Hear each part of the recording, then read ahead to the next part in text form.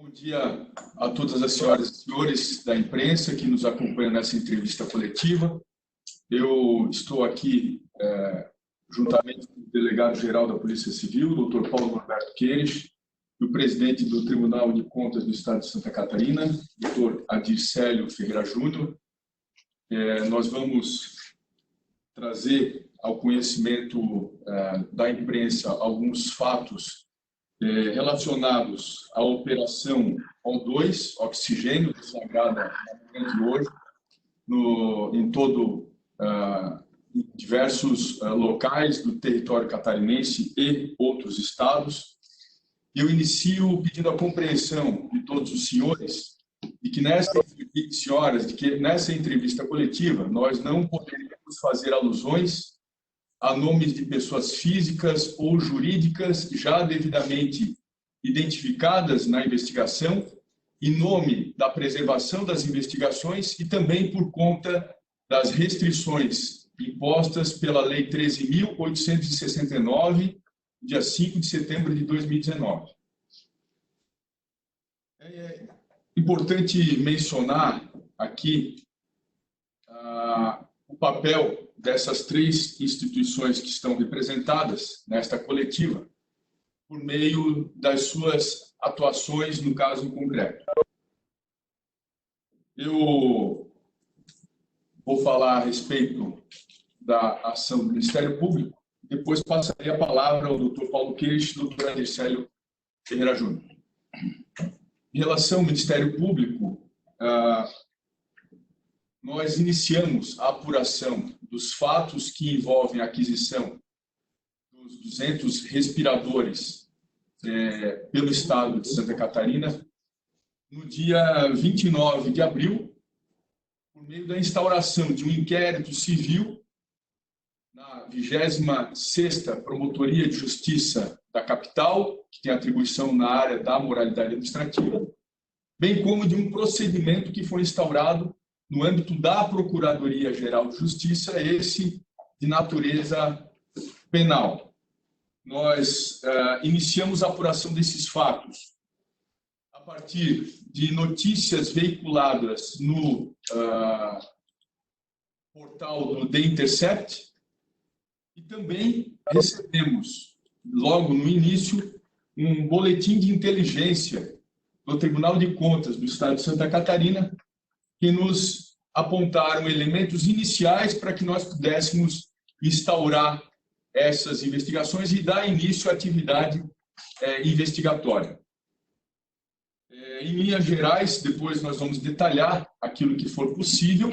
É importante ressaltar que todos os procedimentos eles encontram-se em segredo de justiça, em sigilo de informação, e as informações que nós vamos divulgar são aquelas informações que estão disponíveis ao domínio público ou que podem ser divulgadas sem prejuízo às investigações, ao sigilo das investigações e à intimidade das pessoas envolvidas. Eu vou passar a palavra ao conselheiro do Tribunal de Contas, doutor Adircélio, para informar de que maneira o Tribunal de Contas iniciou a apuração desses fatos e, na sequência, o doutor Paulo Norberto Queires. Doutor Adircélio. Obrigado, muito bom dia a todos. Quero cumprimentar de maneira especial ao Procurador-Geral de Justiça, doutor Fernando Cominha, a quem eu agradeço a parceria, a conta disposição em atuar em conjunto com o Tribunal de Contas, da mesma forma, o Delegado-Geral da Polícia Civil, doutor Paulo Queires.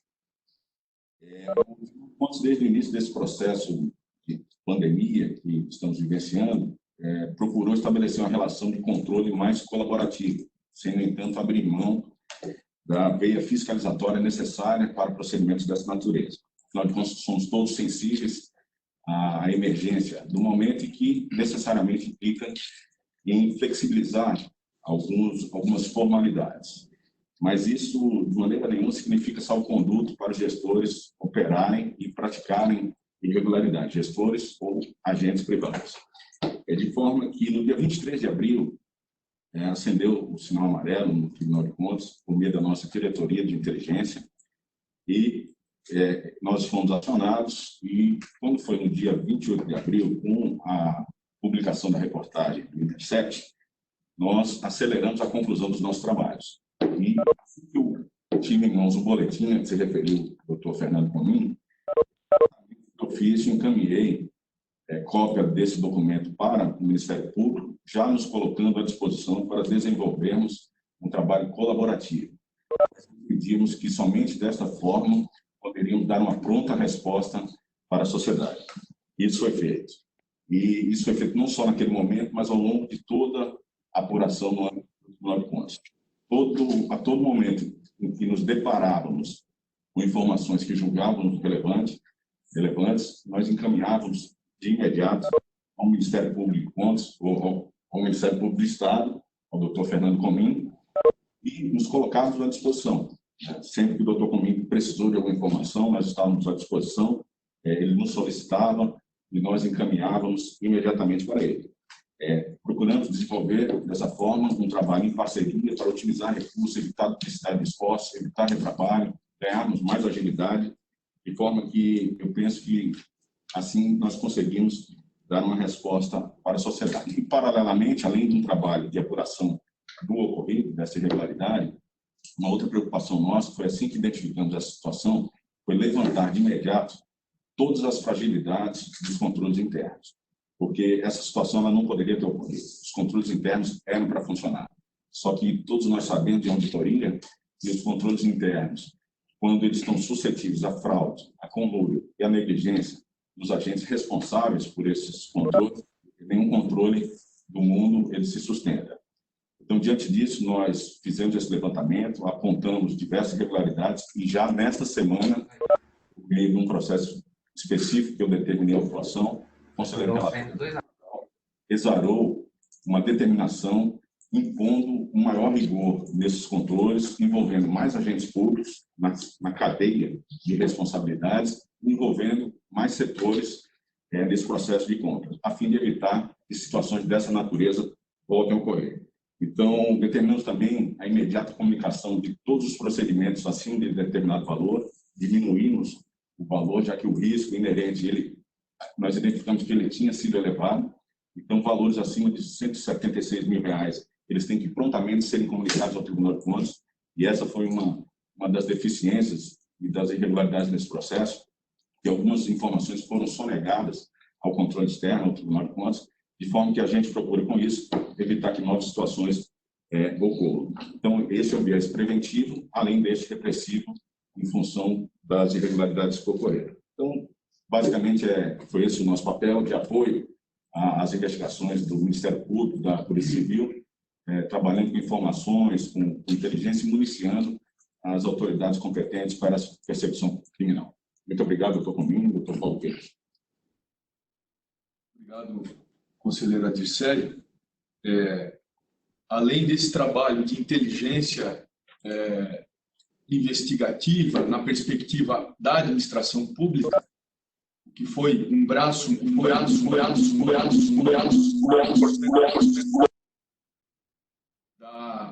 muito importante da atividade de investigação, nós tivemos todo o apoio da Polícia Civil do Estado de Santa Catarina na perspectiva de auxílio e acompanhamento e envolvimento nas investigações e também nas diligências operacionais necessárias à concretização dessa atividade. Então, eu vou passar a palavra agora ao doutor Paulo Pires, que vai expor aos senhores como se deu a atuação da Polícia Civil até o momento da formação dessa força-tarefa.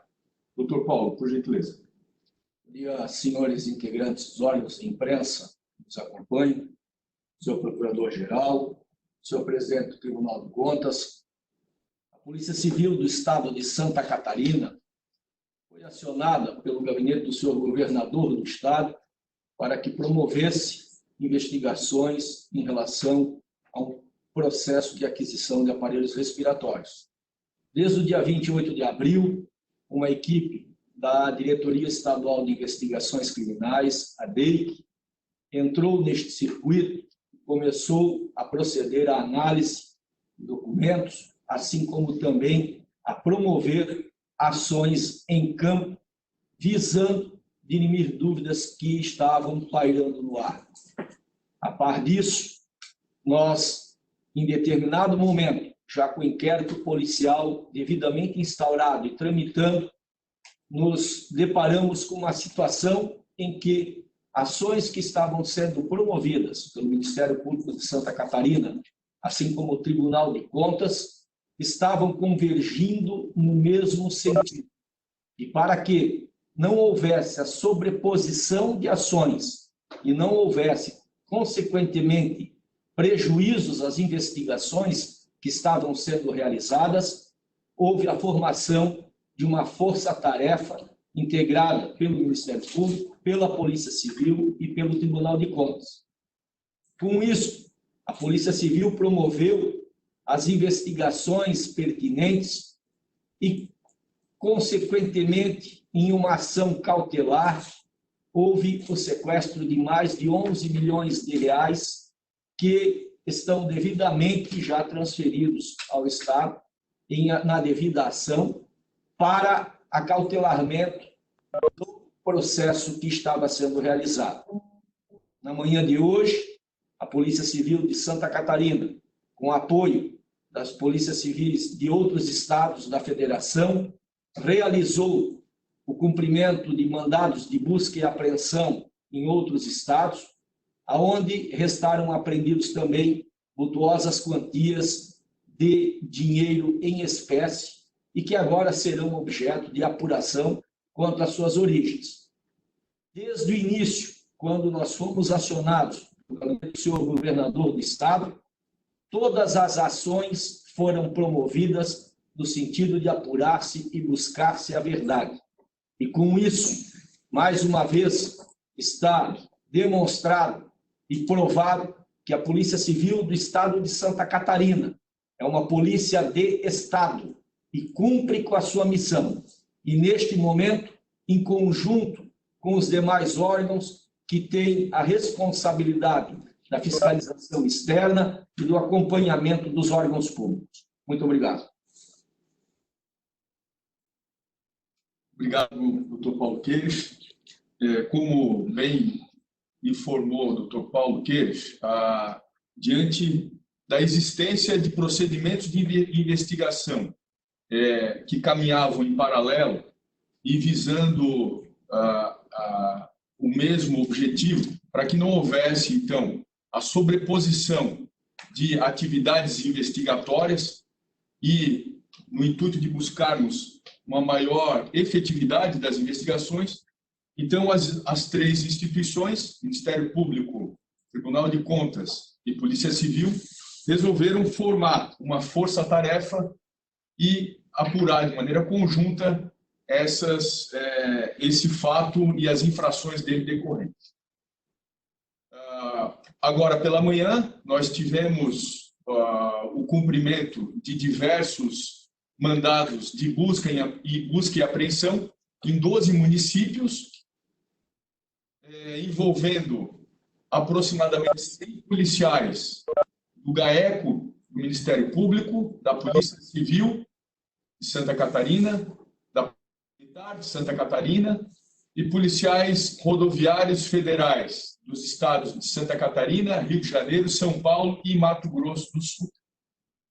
Também colaboraram com as investigações a Polícia Civil do Estado do Rio de Janeiro. 8h21, tivemos um problema com o áudio aqui da transmissão do Ministério Público. Também agora perdemos as imagens dessa entrevista coletiva. Do Instituto Geral de Perícias de Santa Catarina e da Corregedoria do Corpo de Bombeiros Militar. Eu peço a todos os senhores, por gentileza, que fechem os áudios, por gentileza, para que não haja interferência de áudio. Muito obrigado. O que é possível apurar até o momento é a indicação de uma possível existência de uma organização criminosa, Carlos, que agiu mediante um sofisticado esquema de corrupção que envolve agentes públicos, a falsidade ideológica de documentos oficiais, a utilização de empresas de fachada administrada por interpostas pessoas, lavagem de dinheiro, entre outras infrações. Essa organização criminosa possui ramificações nos estados do Rio de Janeiro, São Paulo e Mato Grosso, além, obviamente, da presença do estado de Santa Catarina.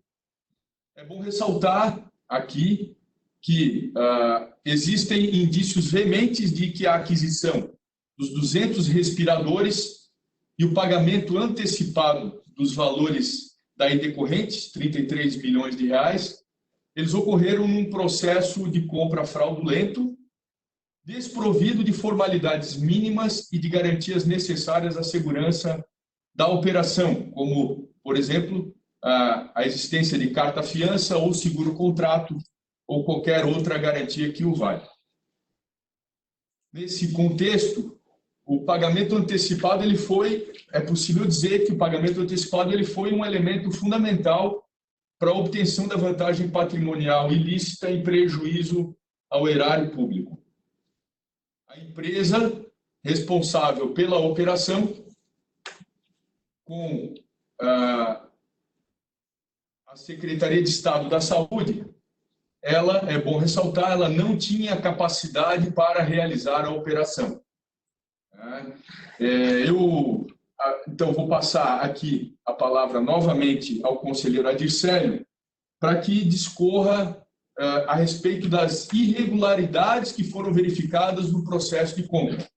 Embora, obviamente, os senhores sabem, nós não estamos tratando apenas de irregularidades no processo de compra, mas de atos criminosos muito mais graves do que isso.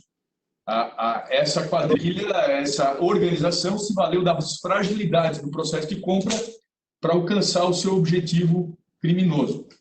Então, como tudo parte da fragilidade do processo de compra, eu vou passar a palavra ao conselheiro Adircélio.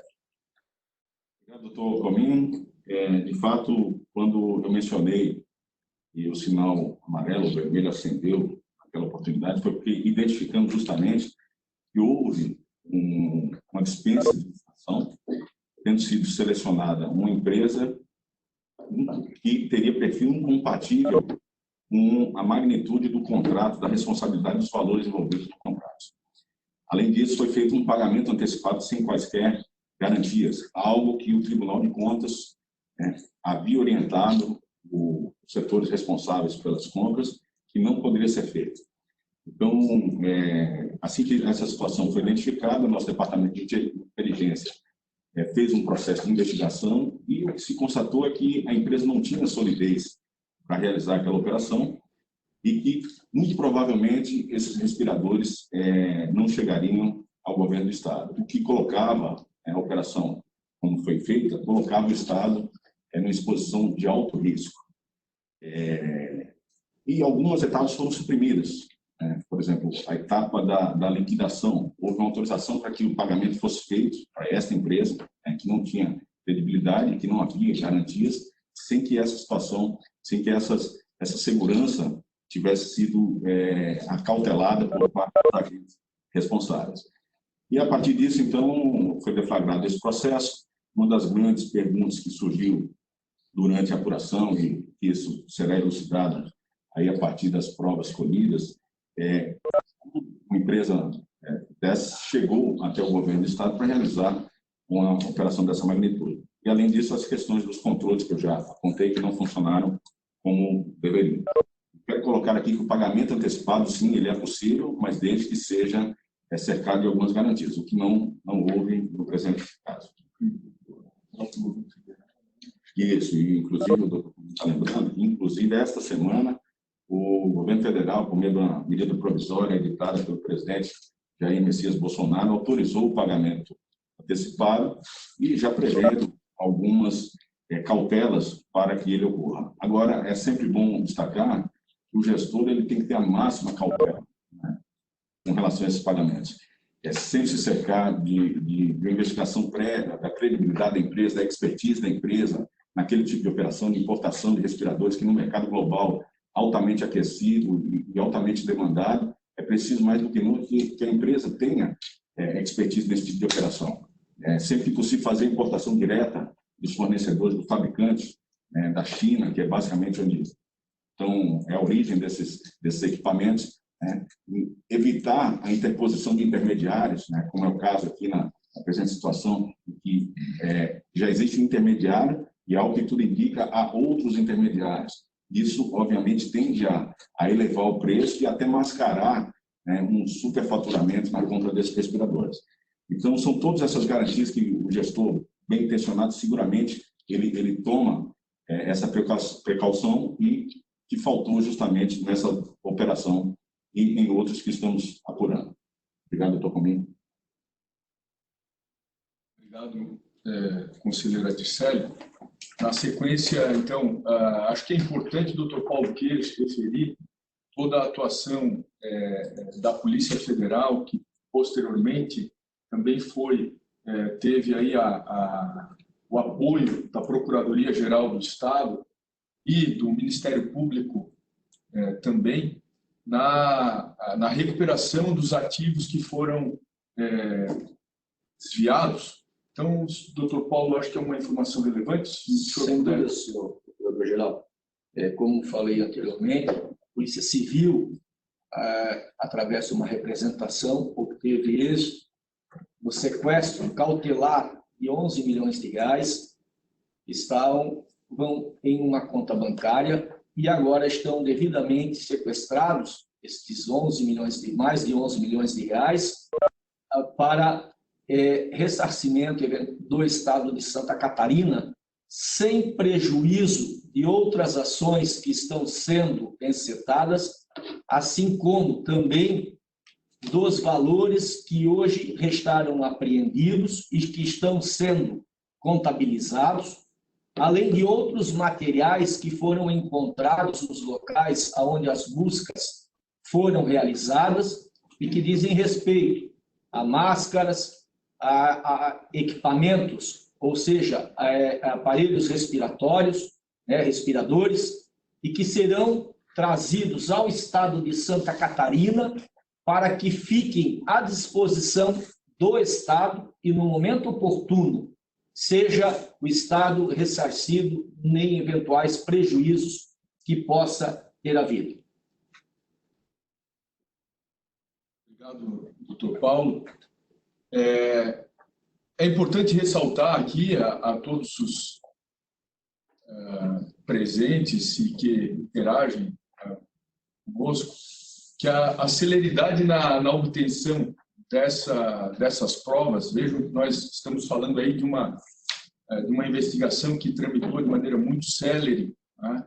E o que viabilizou a rápida formulação dos pedidos que embasaram aí todas as medidas cautelares, elas só foram possíveis graças a esse trabalho em parceria com os delegados e policiais da DEIC e do GAECO, com os promotores de justiça, os auditores do Tribunal de Contas. E é importante ressaltar que a apuração, até o presente momento, ela conta com a total colaboração dos órgãos públicos vinculados ao governo do Estado. Não há, até o presente momento, nenhuma ação de obstrução da justiça ou das investigações. Eu gostaria de finalizar apenas, já me encaminhando aqui para a abertura às perguntas, dizendo que, possivelmente, após o cumprimento de todos os mandados e a elaboração de todos os autos, no final da tarde de hoje ou amanhã, possivelmente, o Ministério Público vai encaminhar um requerimento ao relator do processo no Tribunal de Justiça de Santa Catarina para solicitar o levantamento do sigilo das investigações. Ou seja, para que as investigações se tornem públicas a partir de agora, pois se trata, sem dúvida, de um direito não só da imprensa, mas também de toda a sociedade, acompanhar a atuação firme e transparente dos poderes públicos no controle da administração pública e no controle e prevenção e repressão desse tipo de ação criminosa que infelizmente, ocorreu aqui no nosso Estado.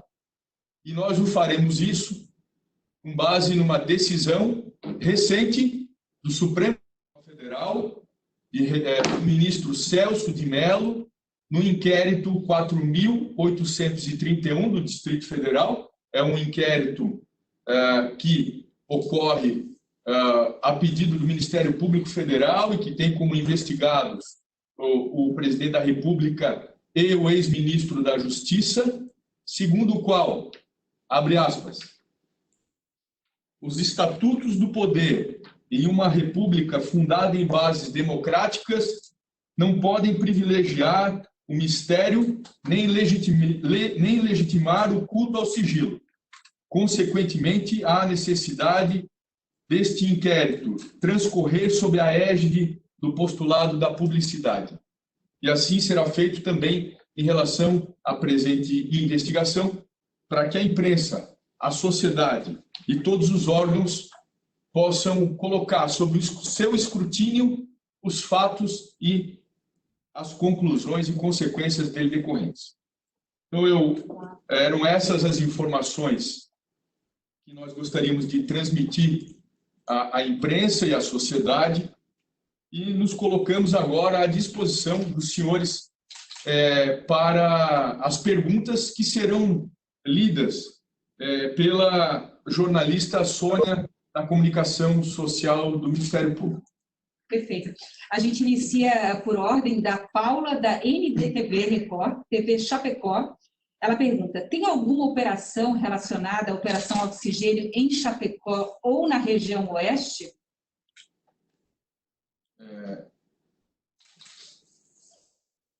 Eu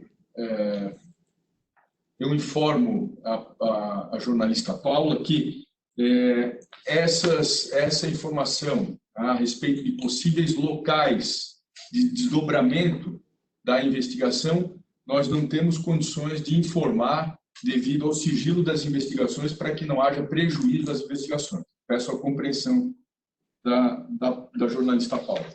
Perfeito. Júlio Ettore, da NSC-TV. Quantos membros do secretariado do governo estadual estiveram hoje na sede da DEIC? Sob qual condição eles foram levados? E quantos servidores da Secretaria de Saúde prestaram depoimento hoje e nos demais dias? Eu também, Júlio Ettore, eu peço também a compreensão, porque, em virtude da lei de abuso de autoridade, nós não podemos informar, revelar essa informação, bem como também para garantia da efetividade das investigações. Perfeito. Eduardo Cristófoli, da NDTV. Diante das informações colhidas pela investigação, Santa Catarina foi vítima de um golpe? Dificilmente a entrega dos equipamentos será cumprida? Qual é o nome mesmo? Eduardo Cristófoli, da NDTV. Eduardo, ainda é muito cedo para nós chegarmos a essa conclusão, né? O fato é que, até o presente momento, os respiradores não chegaram. A notícia de uma operação de alguns respiradores que vão ter que ser submetidos a uma perícia, que estariam vindo da China, né, por intermédio de outra empresa, que não a empresa contratada pelo Estado, e que vão ter que ser submetidos a um rigoroso controle de recebimento, não é? Mas até o presente momento, então ainda é muito cedo para a gente afirmar que houve que o Estado foi vítima de um estelionato, digamos assim, foi vítima de um golpe, mas tudo indica que houve sim um emprego de fraude para obtenção por meio de um conluio criminoso de agentes públicos e privados para obtenção de vantagens indevidas em prejuízo à administração e à própria sociedade. Isso até aqui é possível afirmar. Alexandre, do Biguá News. Pergunto na coletiva se houve apreensão de valores em espécies em Santa Catarina também ou somente no Rio de Janeiro? Não sei se o doutor Paulo gostaria de informar, mas São os termos de apreensão ainda não estão todos finalizados. As informações preliminares que nós temos é que no estado do Rio de Janeiro, em um dos alvos, nós apreendemos, quando do cumprimento do mandado de busca e apreensão, mais de R$300 mil em espécie. As informações ainda estão sendo carreadas, ou seja, transmitidas para a coordenação da operação, que está baseada na sede da DEIC, aqui em São José, e nós, no decorrer do período, poderemos, após a finalização dos atos processuais devidos, trazer isso ao domínio público, desde que não tragam as informações prejuízos às investigações que ainda estão sendo realizadas e, porventura, a outras que terão que ser realizadas da mesma forma. Karina Manarim, Tribuna de Notícias de Criciúma. O presidente do Tribunal de Contas criou em sua explanação ações para coibir fragilidades nos controles internos. Se isso foi necessário, significa que realmente já há comprovação de fraude nessa questão específica dos respiradores?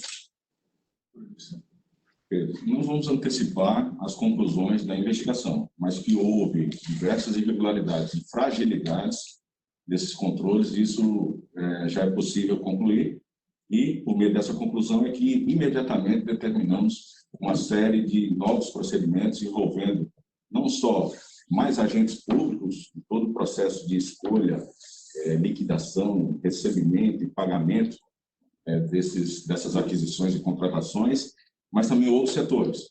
Não só ficar na pasta, por exemplo, da Secretaria da Saúde, envolvemos obrigatoriamente a Secretaria de Administração e também a Controladoria Geral do Estado para que se certifique a respeito desses procedimentos. Marcelo Lula, SC em pauta. Já é possível saber como e através de quem houve essa ligação com a empresa Vega Med? E será pedido o afastamento desses agentes públicos? Marcelo, nós não podemos informar como e quem a empresa mencionada na sua pergunta. Isso é uma informação de domínio público. É o centro de toda a atividade investigatória e, como nós já havíamos antecipado já na semana passada, as instituições vão tomar todas as medidas que forem necessárias para assegurar a recuperação do patrimônio público e também a identificação e punição dos responsáveis.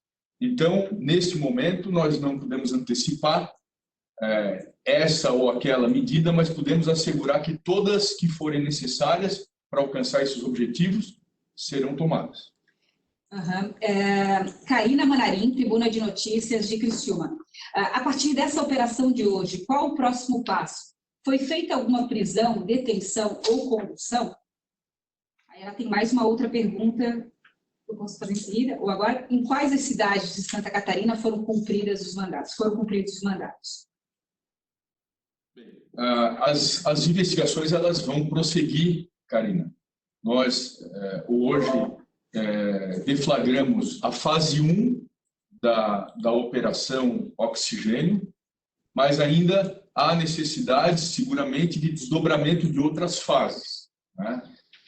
Toda a atividade investigatória ela é progressiva e dinâmica, à medida que os fatos vão se tornando conhecidos e melhor detalhados, bem como os agentes envolvidos, as autoridades podem eventualmente lançar a mão de pedidos cautelares além da busca e apreensão. Então, nós não podemos informar desde logo quais serão esses pedidos, se serão pedidos de prisão temporária, preventiva, se serão ou de qualquer outra natureza. O fato é que todas as medidas e providências que forem necessárias, elas vão ser adotadas. E a segunda pergunta era... A segunda pergunta, em quais as cidades de Santa Catarina foram cumpridos os mandados? Nós não podemos informar quais foram as cidades, apenas os estados, como nós já referimos. Santa Catarina, São Paulo, Rio de Janeiro e Mato Grosso. Perfeito. Ana Vaz, do SBT. mais de 11 milhões de reais já recuperados de uma conta bancária, entre outros materiais apreendidos. Quais materiais foram apreendidos e os locais de apreensão? Ana, como o Dr. Paulo Queiroz informou, esses bens e valores, eles ainda estão sendo contabilizados, eles vão ser objeto de um auto de busca e apreensão, e, posteriormente, essas informações que vão estar no processo, no procedimento, nós todos terão acesso a partir de eventual deferimento do pedido de publicidade das investigações que o Ministério Público vai formular. Ok. Adelor Lessa, de Criciúma. Foram cumpridos todos os mandados? Quantos mandados? Sim, os mandados foram todos cumpridos, um total de 35 ordens de busca e apreensão cumpridas no estado de Santa Catarina, no estado de São Paulo, no Mato Grosso e também no estado do Rio de Janeiro. Perfeito. Uma pergunta do Adelor Lessa, né? E também do Rafael Faraco, da NSC-TV. O senhor confirma que houve pedidos de prisão? Aí tem uma do Faraco também. Quantos? E qual a justificativa para o indeferimento? Nós não podemos confirmar se houve pedidos de prisão, se eles foram deferidos ou indeferidos por conta do sigilo das investigações. Perfeito. Marcelo Lula, SC em pauta. A atuação de hoje no estado de São Paulo tem alguma ligação com a contratação de empresa para o hospital de campanha de Itajaí? Marcelo, nós não vamos informar aqui, né, não é objeto dessa entrevista coletiva, eventuais fatos que possam ter qualquer conexão em relação à compra dos respiradores. Tá? O que nós podemos afiançar é que, à medida que esses fatos forem surgindo na investigação, se eles forem surgindo, nós vamos fazer a devida apuração. Ana Vaz, do SBT. Quantas pessoas já foram ouvidas até o momento? Essa é uma informação que nós também não podemos divulgar. Ela mesma pergunta também. TCE afirmou que houve sonegação de informações pelos órgãos de controle interno. Onde exatamente falharam? Perfeito. Não é bem pelos órgãos de controle interno, mas pelas pessoas responsáveis pelo procedimento de compra, pagamento dessa operação. Então, necessariamente, em função da transparência e a fim de que se permita o exercício do controle externo do Tribunal de Contas, essas informações deveriam ter chegado ao nosso conhecimento, como, aliás, várias outras chegaram. E essa, especificamente, não chegou, assim como algumas outras operações que também não chegaram.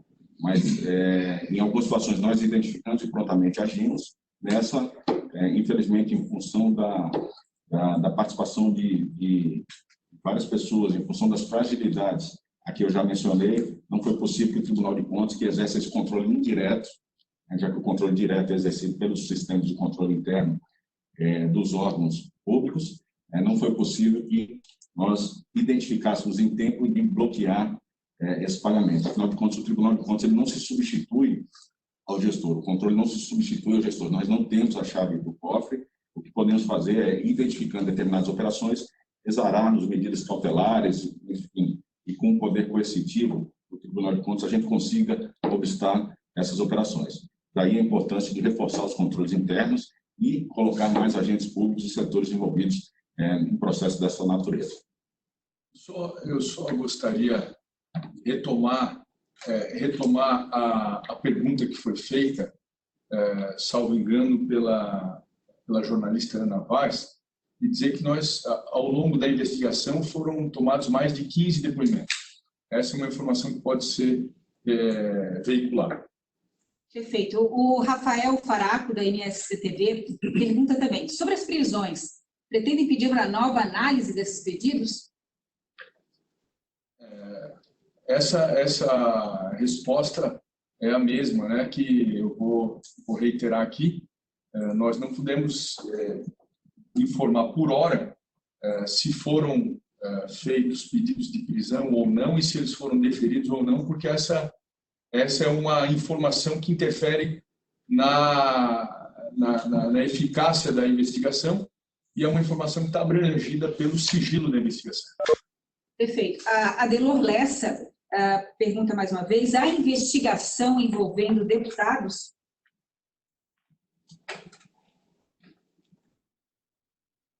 Nós não podemos afirmar o envolvimento de outras pessoas além daquelas que outros agentes, além daqueles que nós referimos, uma vez que há vedação da veiculação do nome de pessoas, então, outros agentes na investigação. Ok. Yuri Potter, do Intercept, pergunta para Paulo Queires: gostaria de saber se houve algum acordo de delação premiada e se isso foi determinante para a busca em alguns lugares hoje. Houve sequestro de bens no Mato Grosso? Essa informação, ela, infelizmente, é de caráter reservado, haja vista o sigilo das investigações que estão sendo procedidas, e bem como em razão do segredo de justiça que, neste momento, impera sobre as investigações, e bem como frisou o senhor Procurador-Geral de Justiça, que irá propor o levantamento do segredo de justiça para que as informações que até então não foram trazidas ao domínio público, assim o possam ser. A gente está recebendo novas perguntas aqui, o pessoal está digitando. Eu só gostaria de fazer um registro, então, enquanto isso, de que o papel da imprensa aqui, que começou com a reportagem do Intercept, mas depois ele foi robustecido por outros canais de comunicação, por outros jornalistas, outros veículos, ele tem sido fundamental, né? A imprensa tem o DNA da imprensa está impregnado nessa investigação, ainda que, obviamente, a investigação dos órgãos de controle do Ministério Público, da Polícia Civil, seja uma investigação baseada em pressupostos definidos legalmente pelo Código de Processo Penal, pela Constituição, enfim. Mas eu gostaria de reiterar aqui a importância do trabalho da imprensa, a imprensa livre, a imprensa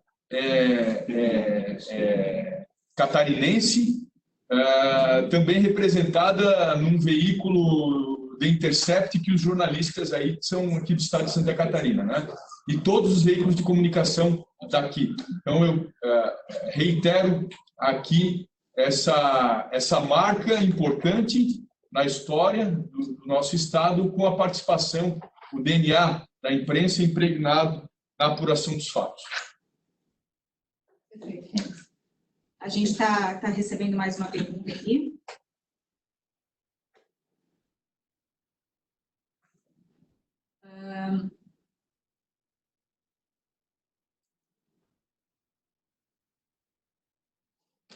O chefe da Polícia Civil falou em apreensão em espécie de R$3 mil hoje, mas também falou em 11 milhões de reais em uma conta. Esse dinheiro estava em uma conta de empresa ou de investigados? Isso foi constatado hoje? Karina Manarim, que pergunta. Respondendo à pergunta da Karina, essa informação também nós podemos trazer ao domínio público aquilo que eu relatei anteriormente. Nós não podemos indicar pessoas, não podemos, quer sejam pessoas físicas ou pessoas jurídicas, em razão do sigilo que impera sobre a investigação neste momento. Perfeito. Renato Igor, da CBN Diário. Há prova já de obtenção de vantagem por algum agente público de Santa Catarina? Podem detalhar a questão de apreensão de respiradores? A obtenção de vantagem de propina, ela foi informada, inclusive, publicamente na imprensa, E essa é uma das linhas de investigação que nós estamos seguindo. Tá? Não posso revelar, infelizmente, se ela se concretizou ou não e em favor de que pessoas. Mas essa, sem dúvida, é uma das linhas da investigação que prossegue a partir das buscas e apreensões de hoje. Em relação aos respiradores, o que nós temos conhecimento como já foi afirmado, da incapacidade para realizar a operação por parte da empresa que foi contratada pelo Estado. Não é?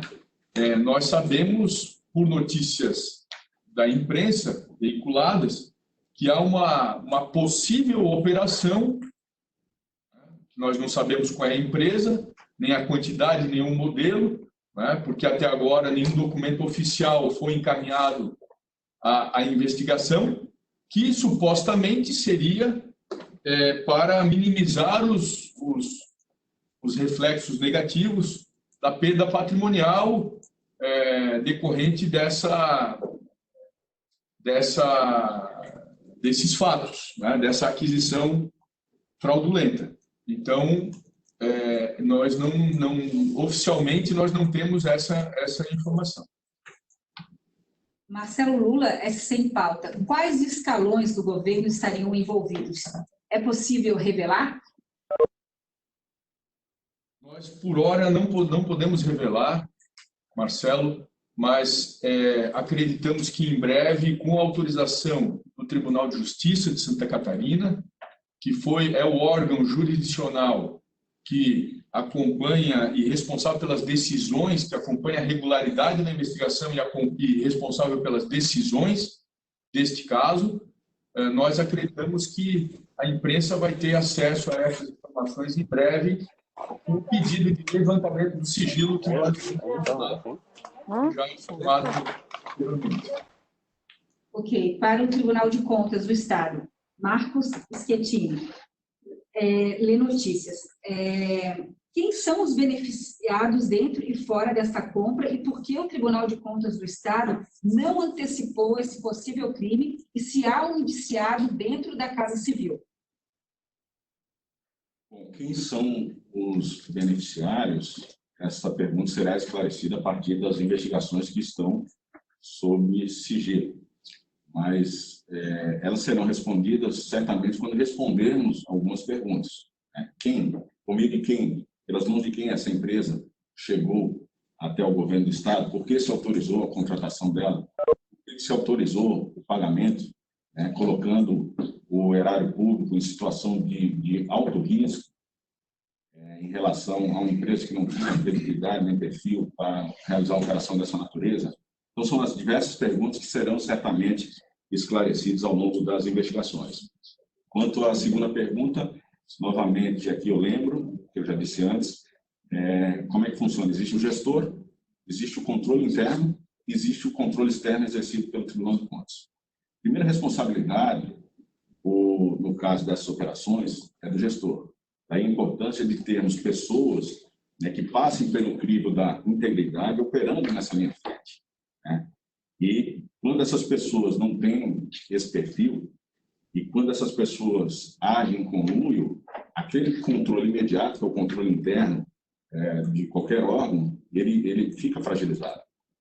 Então, por essa razão, primeiramente, o controle imediato, que esse controle interno não identificou essa operação, e da mesma forma, o controle indireto exercido pelo Tribunal de Contas não foi capaz de identificar, até porque essas informações não chegaram, porque pessoas operaram fortemente para fragilizar os controles e as autorizações nas operações, e a transparência do processo. Daí a importância daquela decisão que tomamos essa semana, impondo maior rigor nos controles internos e, enfim, na participação das pessoas envolvidas nesse processo. Perfeito. Pergunta do Rafael Matos, Rádio Cidade em Dia, Criciúma. Todos os mandados de busca e apreensão tiveram origem nos depoimentos tomados em Santa Catarina? Ou já foram tomados depoimentos também nos outros estados?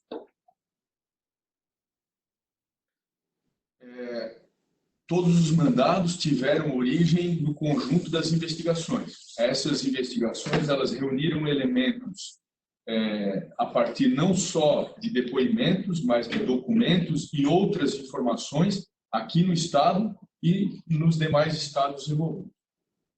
Ok. Luiz Michel Zanata, portal Folha Regional de Caçador. O governador Carlos Moisés deverá ser ouvido nesta operação, uma vez que ele diz que não está sabendo sobre essa compra milionária? Nós não podemos informar se o governador do estado vai ser ouvido ou não, porque isso se trata de uma providência investigatória. A única informação que eu posso dizer é que não cabe, a partir do momento em que houver qualquer indício do envolvimento de uma autoridade como um governador do Estado, nós temos que declinar da atribuição, porque a competência para eventual apuração de ato envolvendo o governador é do Procurador-Geral da República e o seu processamento se dá perante o Superior Tribunal de Justiça. Ok, a gente vai se caminhar agora para as últimas perguntas. Aqui a Karina Manarim. Só para esclarecer melhor, então podemos dizer que até agora foram encontrados 11 milhões e 300 mil reais dos 33 milhões de reais? Doutor Paulo, pode contribuir, doutor Paulo? Cabe ressaltar que, no cumprimento hoje de ordens de busca e apreensão em outra unidade da Federação, foram encontrados e apreendidos insumos da área de saúde. Esse material todo será trazido para o estado de Santa Catarina, onde será devidamente contabilizado, visando dessa forma resguardar o patrimônio imobiliário público. Também cumpre informar que esses valores foram apreendidos no decorrer da investigação e estão devidamente sequestrados na forma da legislação vigente. Eu pediria só a oportunidade de complementar e talvez deixar mais claro, porque essa é uma informação relevante. As investigações só estão tramitando no Tribunal de Justiça até o presente momento porque não há indício de envolvimento do governador do Estado. A partir do momento em que houver indícios do envolvimento do governador, nós deixamos de ter, o Ministério Público de Santa Catarina deixa de ter atribuição, essa atribuição passa a ser o Procurador-Geral da República e o Tribunal de Justiça passa a ter competência, porque essa competência passa a ser do STJ, Superior Tribunal de Justiça. Então, para deixar claro, não há, até o presente momento, indícios de envolvimento do governador do Estado. Ana Vaz, do SBT. Como está sendo a contribuição do governador Carlos Moisés, bem como de toda a administração estadual, em relação a todo este caso diante das investigações? Eu gostaria que o doutor Paulo Queves pudesse expor responder essa pergunta, mas, de antemão, quero deixar registrado que a contribuição, pelo menos da parte do governador, tem sido no sentido que investigações transcorram com absoluta autonomia por parte dos órgãos de investigação. Nós não temos, até o presente momento, qualquer ato de obstrução da justiça ou qualquer má vontade na colaboração em relação ao esclarecimento dos fatos. Por esse motivo, a maior contribuição que um governante pode ter, na minha avaliação, num momento como esse, é dar autonomia aos órgãos de investigação. E essa autonomia, eu posso assegurar, está sendo conferida. Eu passo a palavra ao doutor Paulo, se ele quiser complementar a fala. Sem dúvida, senhor Procurador-Geral, como eu disse no início da nossa coletiva, quando a Polícia Civil tomou ciência dos fatos, ou foi pelo gabinete do senhor governador do estado de Santa Catarina, o qual nos chamou e determinou que fossem procedidas apurações, ou seja, investigações, em razão de dúvidas que pairavam sobre o processo de aquisição de aparelhos respiradores.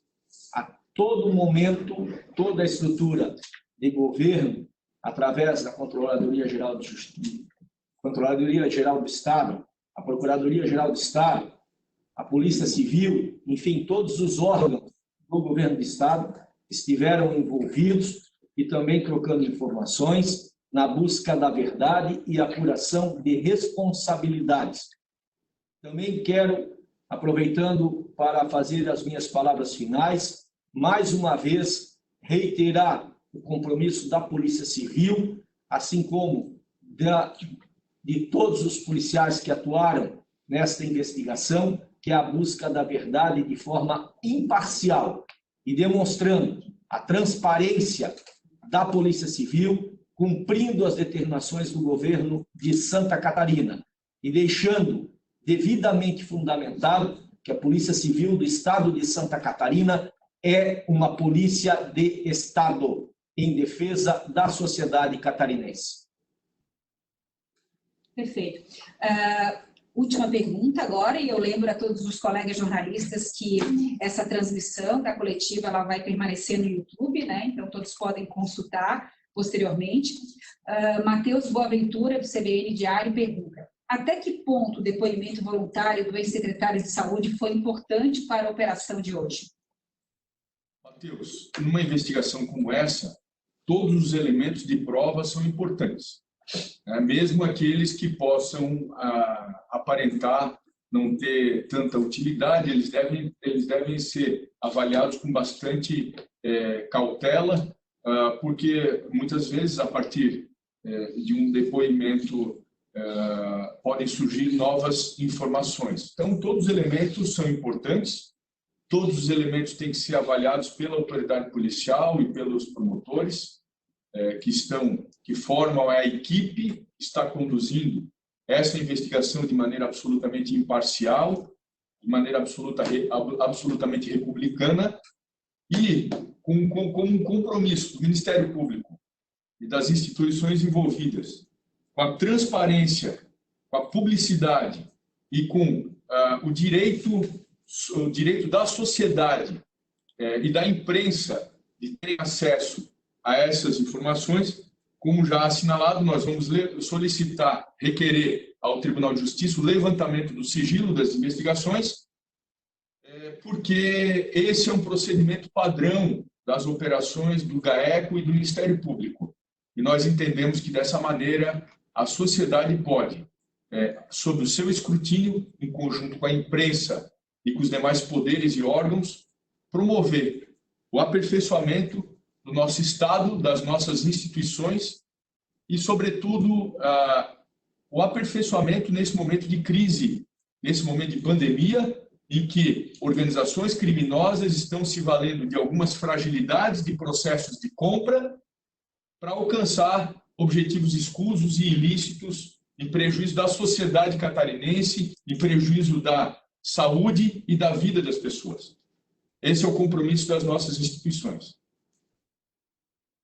Então, eu agradeço uma vez mais a atenção dos senhores, agradeço uma vez mais o trabalho sério, comprometido da imprensa livre do nosso Estado e agradeço de uma maneira muito especial, porque se trata, de fato, acredito eu, de um momento histórico de união e solidariedade institucional, ao presidente do Tribunal de Contas do nosso Estado, o conselheiro Adircélio Moraes Ferreira Júnior, ao delegado-geral da Polícia Civil, Dr. Paulo Norberto Queires, bem como a todos os delegados de polícia, todos os policiais civis e militares, todos os promotores e promotoras de justiça, todos os auditores do Tribunal de Contas, todos que formam essa grande força-tarefa de maneira absolutamente séria, de maneira absolutamente responsável das suas obrigações e que, em breve, a sociedade vai ver os resultados de todo esse trabalho. Um bom dia a todos e, mais uma vez, obrigado pela atenção.